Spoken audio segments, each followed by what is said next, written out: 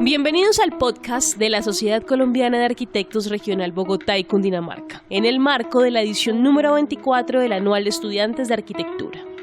Conversemos acerca de las estrategias académicas en que profesores y estudiantes abordan el conocimiento de la arquitectura, los semilleros de investigación.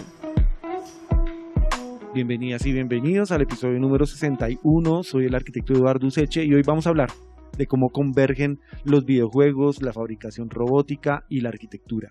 Hablemos de cómo este espacio aprovecha el potencial de la tecnología para abrir nuevos horizontes en la representación arquitectónica y en la experimentación creativa. Le damos la bienvenida a este espacio al arquitecto Claudio Rossi y a la arquitecta Daniela Atencio, líderes del semillero de investigación Video Games and Robots de la Universidad de los Andes. Bienvenidos.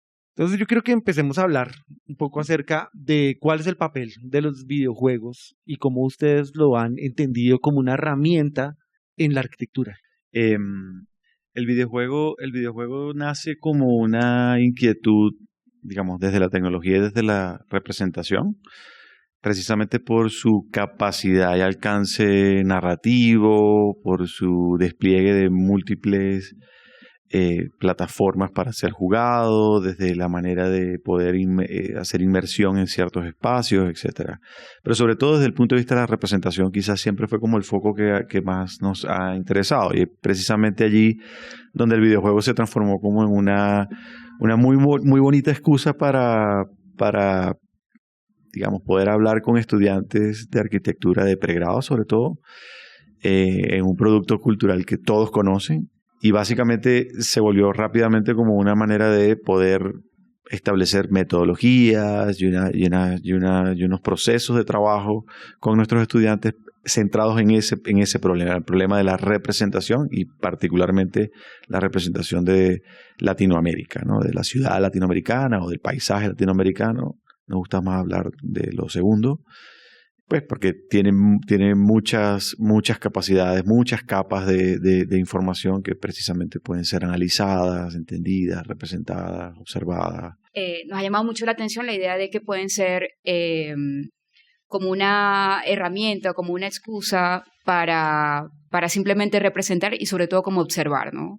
Por supuesto, los videojuegos son diseñados por unos diseñadores de videojuegos, etcétera, que probablemente ni siquiera son como cercanos al escenario latinoamericano y tienen una muy buena representación de lo que pasa, ¿no? Empezamos a ver como unos objetos muy particulares, que son muy familiares a nosotros, y creo que a lo mejor esta como mirada un poco ajena ha sido también como les comentaba, como una herramienta para que a lo mejor nosotros como arquitectos podamos representar esos escenarios, ¿no?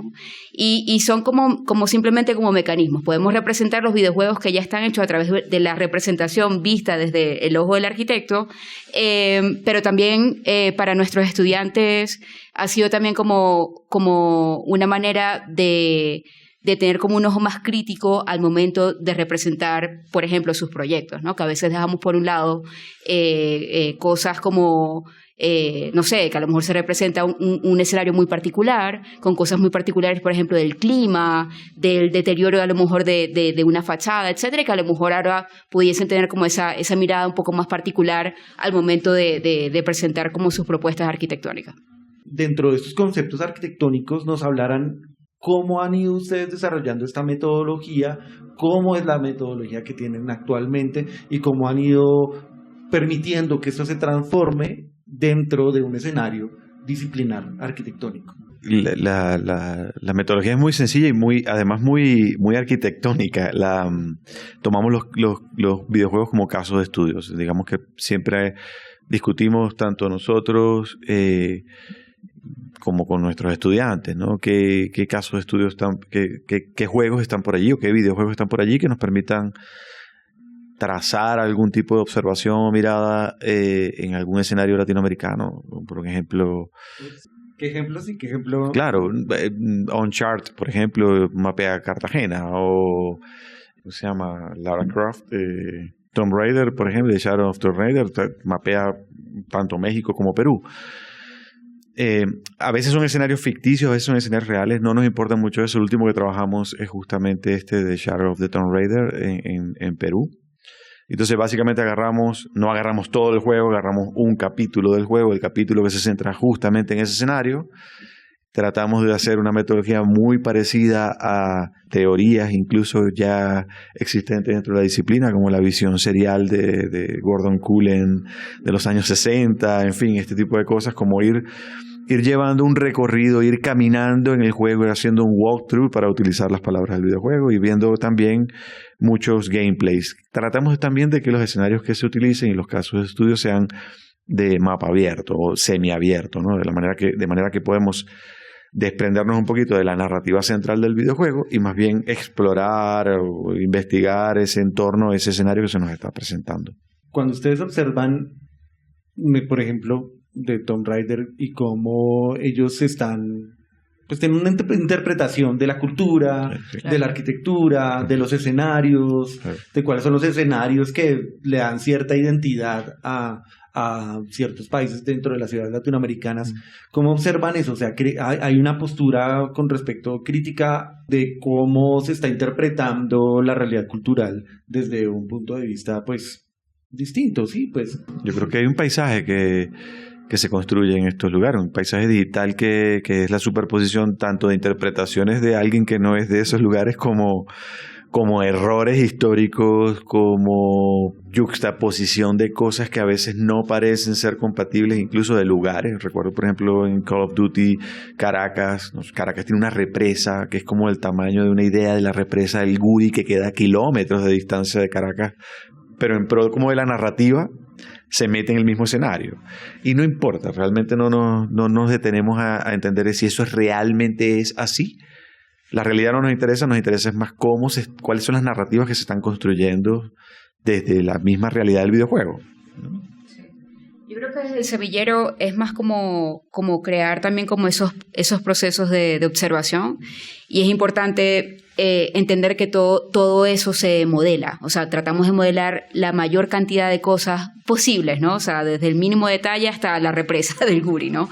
Y cuando esto pasa a lo mejor a las metodologías de las clases, no es que vamos directamente con el videojuego, pero prácticamente el proyecto en los que ellos tienen que trabajar prácticamente se observa de esa manera, ¿no? Es como caminarlo, y a veces no es solamente yendo al sitio, sino también a través de los medios digitales que podemos encontrar, por ejemplo, vuelos de dron, videos ya existentes, etcétera, que a lo mejor tratamos de que ellos traten como de entrar a esa información y poder captar la mayor cantidad posible de datos, de cosas que ellos pueden llegar a modelar. Entonces, por ejemplo, cuando ya se pasa a un caso de un proyecto, entonces lo primero que tienen que hacer es modelar absolutamente todo, ¿no? O sea, tal cual como el escenario está, para que después toda esa información pueda ser tomada en cuenta al momento de hacer una propuesta, ¿no? O sea, de nuevo, por ejemplo, un plano es súper importante porque podemos entender ciertas cosas, pero también al llevarlo a lo tridimensional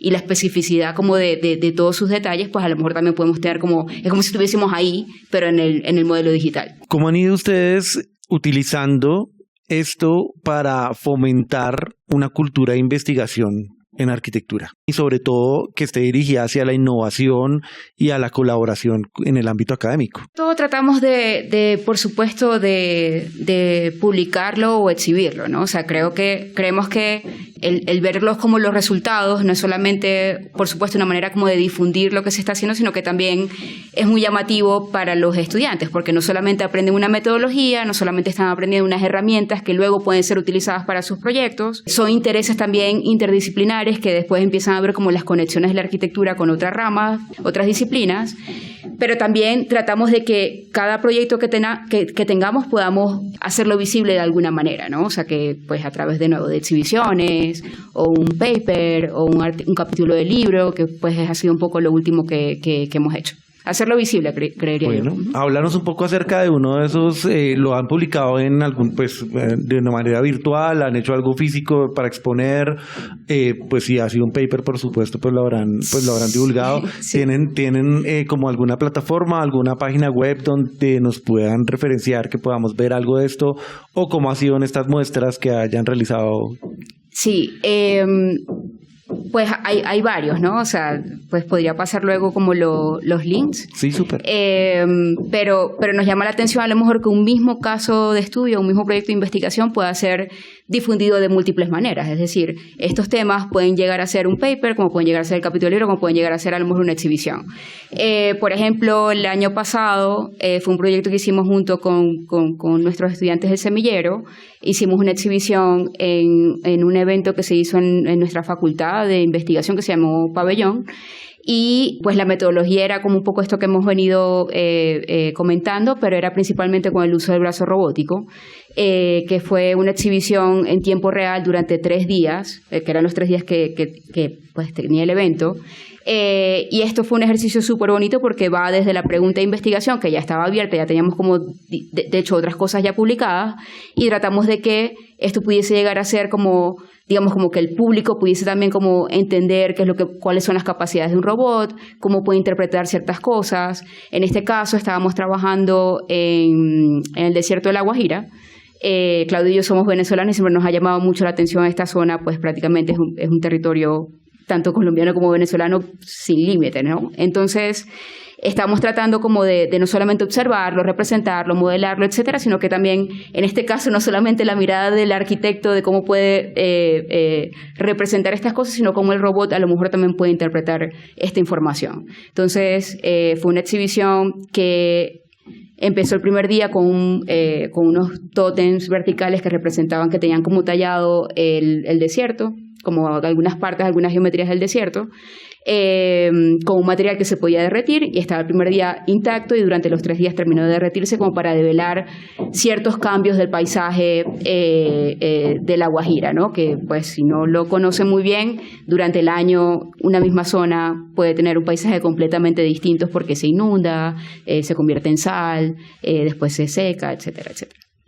La investigación que se haga, sea investigación o sea creación, siempre estamos tratando de primero construir una cultura de exhibirla, de mostrarla, de materializarla de alguna manera, ¿no? Y que los estudiantes sepan que hacer investigación también implica un reto en la manera en que esto se promueve, se propaga, se cuenta, etcétera, ¿no?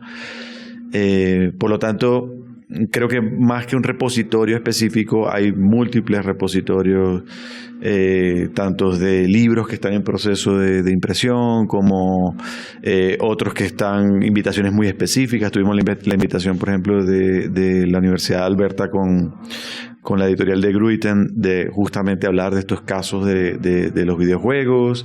En fin, cada vez como que se van abriendo más espacios y distintos procesos.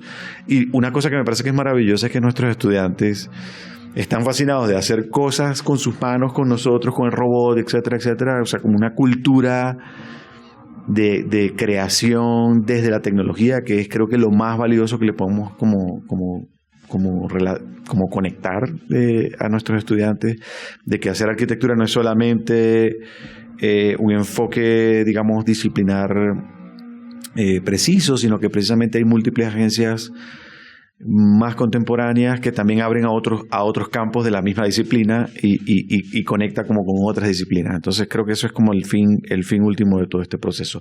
Maneras de ver esto, hay journals, hay exhibiciones, hay links a exhibiciones, entonces creo que es más como tratar de coleccionarlos todos y ponerlos. No tenemos una página web donde esté todo. Creo que es una muy buena idea para el proyecto. Entonces, creo que sí. La idea, creo que además, gracias por la invitación, porque creo que la idea de este espacio es súper bonita, que otras personas también se sumen a esta voluntad y siempre respetamos mucho lo que otros semilleros hacen. Nos parece muy interesante lo que hacen otros semilleros, cada uno como desde su lado tratando de aportar a que los estudiantes de pregrado empiecen a tener una voluntad sobre investigar en esta disciplina, que es una cosa bastante, entre comillas, reciente, ¿no? Sí, hay tantas cosas por hacer que cada semillero tiene como una visión muy particular, o es como un ejemplo de todas las cosas que se pueden llegar a hacer a través o desde la arquitectura, ¿no? Bueno, excelente, ¿no? Pues agradecerles, realmente muy interesante lo que están haciendo, por supuesto, este espacio de este podcast en esta franja de los semilleros de investigación, precisamente lo que quiere es eso, que nos conozcamos, que sepamos cuáles son las reflexiones, las metodologías, para poder, si bien encontrar las respuestas, más que todo empezar a plantearnos nuevas preguntas. Agradecerles al arquitecto Claudio Rossi y a la arquitecta Daniela Atencio, líderes del semillero de investigación Video Games and Robots de la Universidad de los Andes, por haber participado en este episodio. Muchas gracias. Muchísimas gracias. A ustedes, muchas gracias.